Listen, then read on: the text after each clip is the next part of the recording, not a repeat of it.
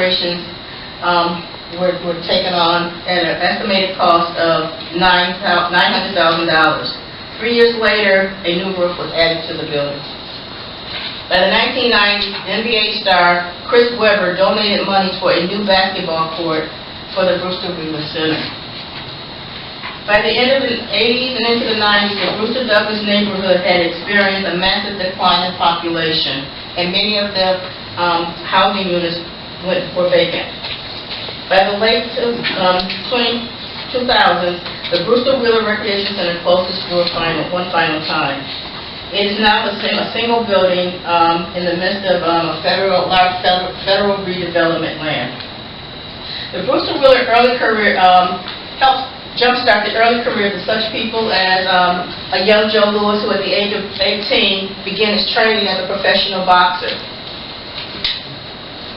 Sugar Ray Robinson, who was inspired to become a boxer, would go to the center and watch Joe Louis spar there at the Brewster Center. Early globetrotters from the city of Detroit also were in practice and were part of the Brewster Center. Young groups, girl groups, and guy groups who lived in the Brewster homes performed in talent shows put on by the Brewster Center. They later became part of Detroit's Motown sound that helped change the music industry. That ends my presentation, Mr. Chair. Thank you, Ms. Chair. Excellent report. Okay, Ms. Donyetta Hill, would you like to make any comments regarding the proposed district? Yes, I just want to say that this building, it means so much to the people and also myself. This building has been around for a long time. A lot of legends have come out of this building. It's just, I feel that we shouldn't forget where we come from and what we learned. A lot of youth will be empowered just by this building still standing. You know, it's strong, the structure is strong, the building is still in good standing. I just feel that we need to keep this building around for our history so we can be able to keep history alive. Thank you, Ms. Hill. Norbert Kidd, Mr. Kidd. Good afternoon. Good afternoon. I come to the community as I work as a teacher at Spain School, which is right on the northern end of the Brewster community. I was a teacher there for 46 years. And in those years, beginning in 1964, I had many occasions to go visit the center and visit many of the homes in the area also. The report is excellent in the historical designation report. What I speak to is the spirit that can't be captured in words. The spirit of the community was centered in this center. Actually, I like to think it was partly in the school. After school hours, everybody went down to the center, where there were classes in everything. Art, wrestling, swimming, basketball, boxing, homemaking, all sorts of things. It was a true community center. As that, it has really generated love. Anybody that hears Brewster Center immediately gets all these wonderful memories. The Brewster Reunion that's held the third Saturday of July every year. People come from all over the United States just to be there, to see neighbors, to remember, to recall. It's just a wonderful spirit that needs to be preserved. I was a history major, among other things, in college, and coming down into the community, I, of course, was interested in the history. And I think this is the only structure close to the old Hastings Street that is still alive and is still existed. From like downtown Fisher Freeway area all the way to where Hastings becomes a little path by the boulevard. And I think this would be a wonderful place to do something to preserve that neighborhood, more than a neighborhood, that world. I can remember one building, a house, like a two-family dilapidated house, still standing on the edge of Brewster Field, the southeast corner when I first started teaching there, which gave me a little bit of a look of what this used to be. Old pictures can't really capture, but it's something that needs to be passed on. As a teacher, I used to like to tell people about the neighborhood, because I did a lot of study. I worked in the historical collection when I was in college, so I know something about these things. And I used to say, that used to be a library. You're kidding. Yes, it was a library. And this is the kind of thing that makes this more than just a decrepit brick and stone. There's something that needs to be done there to capture this, and maybe the new community that is evolving needs to know that this is a place where people gather and continue to gather. it could easily be a vital part of whatever this new community is going to be. All that empty land just south of here, if the people could use this again as a gathering place to help each other, to teach, to learn, to share, to enjoy each other, to socialize, I think that's part of what we can do with this center. The center has done so much to bring about the spirit of self-pride, of motivation among the young people who are there. I think I submitted a letter to the committee by mail. I just wanted to be sure. Okay. You know, I used to go up and down those streets, the windowsills filled with trophies. Oh, that's the one I got from my art project. Oh, that's the one from the basketball game. There's a tradition here of life, and I'd like to see that preserved. I'd like to see this honor the people that worked there, that played there, that learned there, that recreated there, if you will. I really would like this committee to think seriously about not only just preserving the bricks and stone, but in some way trying to regenerate the spirit. Maybe as a community center for an evolving community, but I think it's something that Detroit needs, the Hastings Street area needs, the Brewster area needs. But thank you for your time. Thank you very much, Mr. Kidd. Great history. So, Mr. Kidd, you're still teaching now, right? No, I retired in 2010, but I'm still involved with community things. It's really a privilege to be asked to represent, and I keep up with students all over the world going back to my first day. I still keep up with some of those kids, so it's been my life. Thank you.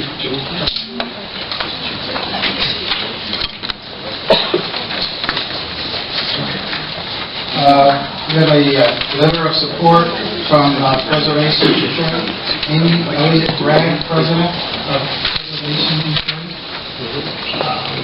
They support the designation of the Brewster-Wheeler Recreation Center. Ken? Okay. I guess now it's open up to the public, and you're supposed to have 3 minutes to... what is it?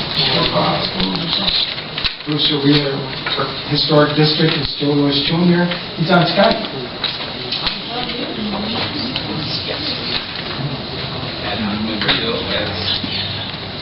don't have to stay to work. It's on my phone, so.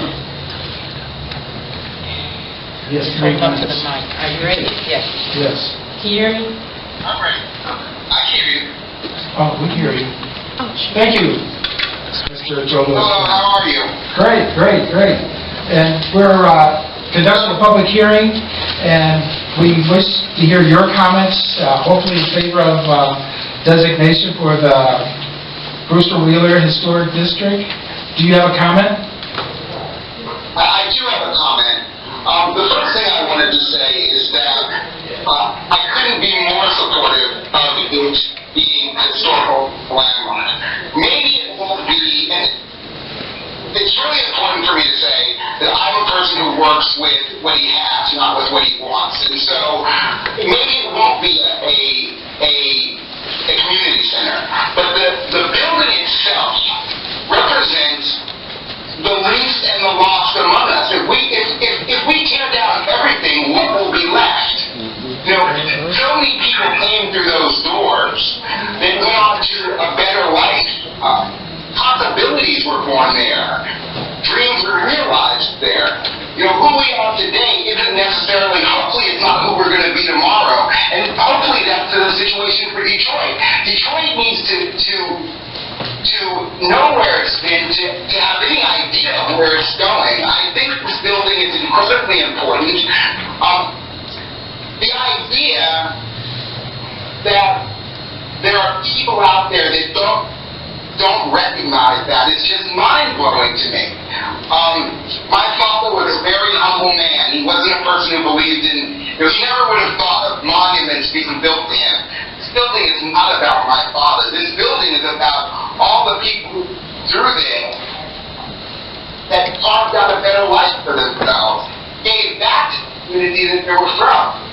So I don't really have much more to say than that. I hope, you know, when we look back at this time 20 years from now, that there will be some part of Detroit that's left that we recognize, that will great. Because if there's not, I really don't know what else there is to say. I mean, we seem to be tearing down a lot for things that we're building up. I hope building is not one more of those things that just goes to the wayside without any thought or consideration into what it meant to so many people, the opportunities it provided. So, thank you very much for allowing me to say my piece. Thank you, Joe Lewis. Joe Mayor. Thanks for your comment.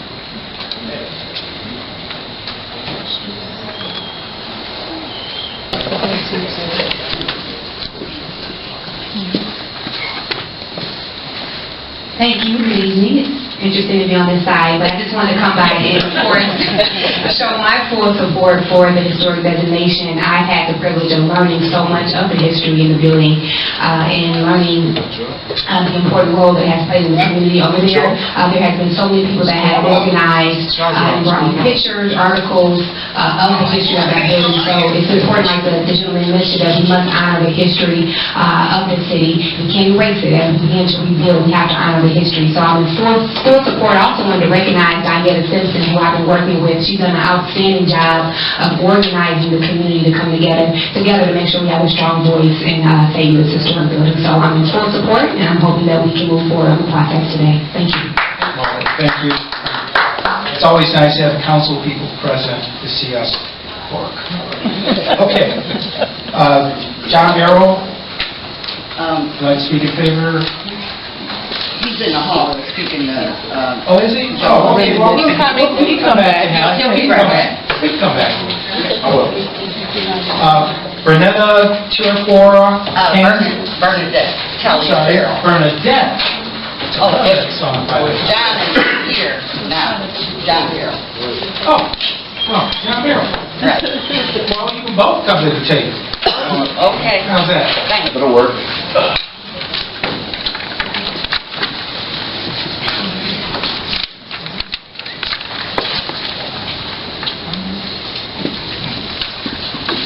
Hey, Mr. Barrow. Good afternoon, first off. I guess I'm at a short word. I'm going to be really short. I recently found out about this last night. I received a phone call from a relative. And I don't know what else to say. I mean, I was on the phone I'm in the entertainment business. I'm in film, music, so on and so forth. And I was on the phone with my investors and director this morning. And we were talking about Joe Lewis. I don't know, it's not public yet. We're working on a film project we're going to bring to the city of Detroit. And it was mind-boggling to them that the city, politicians, dignitaries, whoever, we've been considering tearing down such a landmark. And then it was even more upsetting to learn that there are other things that they're considering removing as monuments to my Uncle Joe Lewis. Joe Lewis was my grandfather's brother. And I grew up in the city of Detroit, went to school at Schultz Elementary, Winship, Detroit Benedictine High School, and then went on to Southern University to get a degree in business economics. And the thing that's disturbing about me the most is that these type of centers and, outlets for our children are tremendously important. As I come up in my community, I talk to my friends, and they tell me about all the stories, the hood glory of things that happened when we were coming up. And I don't recall those stories. And it was a conversation I had with my mom, and she asked me, I will ask her rather, why is it I don't remember these stories? She said, because you were busy. You were at Boy Scouts, you were at basketball practice, you were at football practice, you were at track practice. So things like this are important to our community. We wonder why we have so much crime and things going on in our communities is because these children have a lack of resources. I'm not saying that, like my cousin agreed, that it has to be necessarily a community center, but it can be used for so much more. I mean, I work with so many kids here. I brought a gentleman here who I actually worked with by the name of Bobbie Trice. He's a former rapper, platinum recording artist from out of City Detroit, who I worked with for a number of years. And he's also in support of creating things like this to channel all this creative energy our children have. Because I work with these kids on a regular basis, and we have some phenomenal kids. My cousin's a playwright, and we're currently working on all type of projects to bring work back home to the city of Detroit. It's really disturbing for me as someone who's from Detroit. and have this type of pride, because these are some of the things that kept me straight, on my path to, to doing what we do right now. So, I empathize with whatever's going on. However, this is a plea to our city, to our administration, to take another look at what we're doing here. Because Joe Louis is not just the city of Detroit. He's America's hero. World War II, Adolf Hitler, Maximilian. Some of these things have to resonate in terms of, what we experience today. Some of the luxuries we have today are as a result of this man's contribution and his sacrifice. So I think we need to relook at the bigger picture when we think about this and do our research. Thank you. Thank you, Mr. Brown. Thanks for what you're doing in the city. Hi, I'm sorry. I'm supposed to introduce Ms. Donyetta Kang. I was going to pronounce it before you did. It's Bernadette Halio-Farrell Kang. Yeah. So, I also am here representing the Barrow family. Joe Lewis's father and my grandmother were brother and sister. I totally agree with both of my cousins who have spoken before me in all of their words and why the Brewster-Wheeler Center should remain or become a historic. However, I part with them as to whether it should be a recreation center. I would like to join Mr. Kidd in his remarks. Also being a former Detroit Public School teacher for 20-plus years, as well as a juvenile probation officer in Wayne County, I have had the opportunity to work with our youth. And as we all know, there is a crisis with our young people right here in the city of Detroit. It is a severe crisis.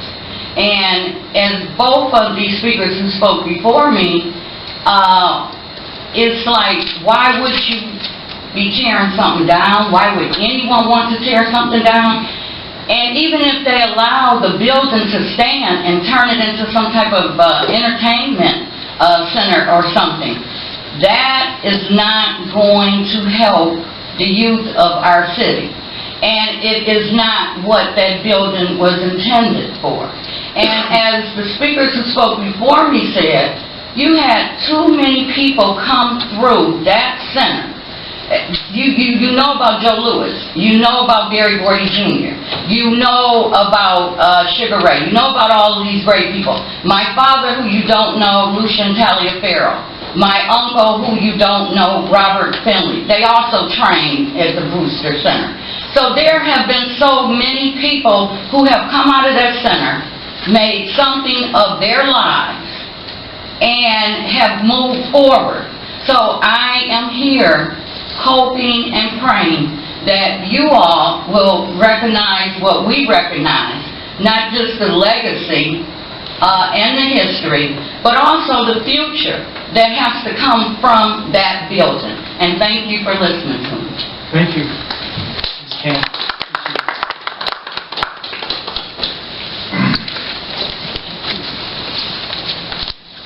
Okay, we have Mr. Stephen Boyle. Would you like to speak in favor of historic designation?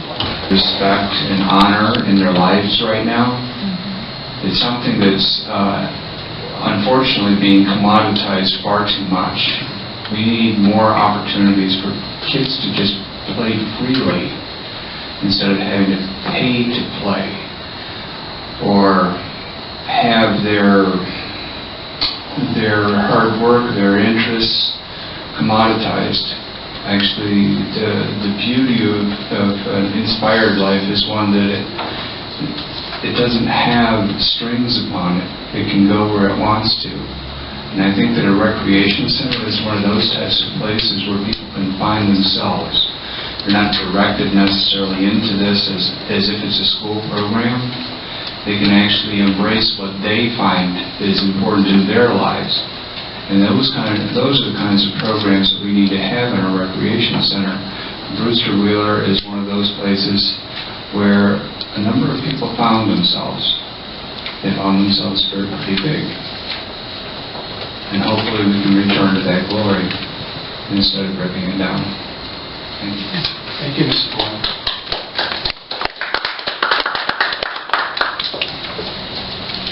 Okay, our next speaker is... Because I was part of that history too.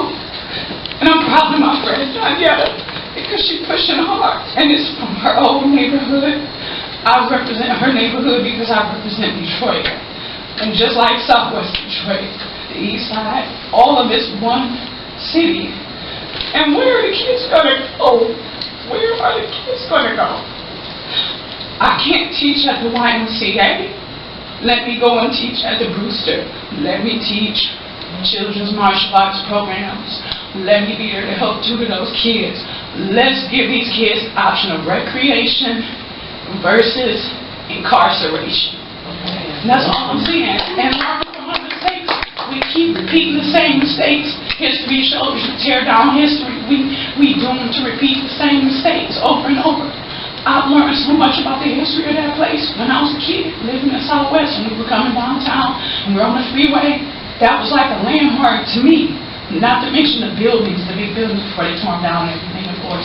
And I can't see it being anything else other than a recreational center. Especially since we did the Boosters, you have new projects for the people to live in. Why not have a refurbished, historic recreational center for not just the children, but especially the children. Grown folks, I mean, you know, but especially the children. They need a place to continue to develop and grow, and it does not need to cost an arm and a leg for them to be able to play and learn and develop and become productive adults when they get older. So I'm definitely in favor of saving the Brewster-Wheeler Center, and I just had to at least say that, and excuse my tears, but Yes. it's been building up. It's been building up for a while. I thank you. Thank you, Ms. Cooper.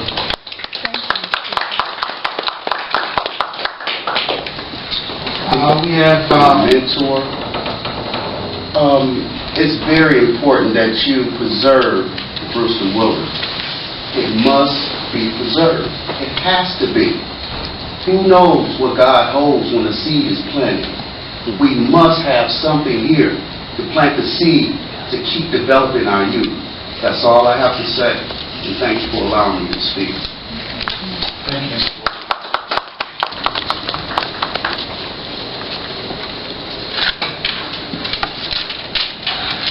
I just wanted to add, I've worked so hard for this, just to get to this point, for this historical destination. When I seen the building was up for demolition, I was so sad because I was a little girl that was going to that center every day to stay off the streets because I didn't have that mother, I didn't have that father, and the center was the only thing that kept me off the streets. I've organized the community, I've rallied, I've did a petition, I've even reached out to the legendary boxers. I've reached out to their family. I've reached out to Gordy. I've reached out to Motown. And I just really hope that you guys would preserve this building. I really do. Because I've really worked hard, and the community has worked hard, and I am tired, but I'm still going to keep going. I just really hope you guys preserve this building because it's very important. It's important to Detroit. It's important to Michigan, a lot of people. That's it. Thank you.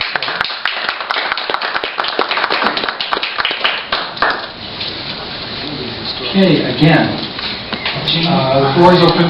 Myself personally, going actually, Joe Lewis means a lot to me as a person.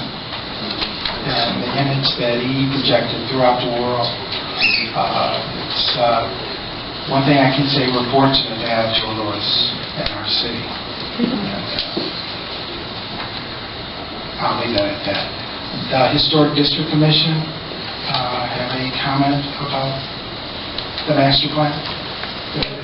This proposal is consistent with the master plan. I have had several meetings with Ms. Chapman regarding the Brewster-Wheeler. It has not been presented yet to the Historic District Commission, but I do not anticipate any problems with moving forward with meeting with the Historic District Commission on this designation. I'm sorry, I felt a little emotional. Those are some great presentations. And my mind is like, wow. So yes, no, I don't anticipate any problems with the designation for the Brewster-Wheeler Recreation Center. Okay. At this time, the public hearing for the Brewster-Wheeler Recreation Center Historic District is now closed.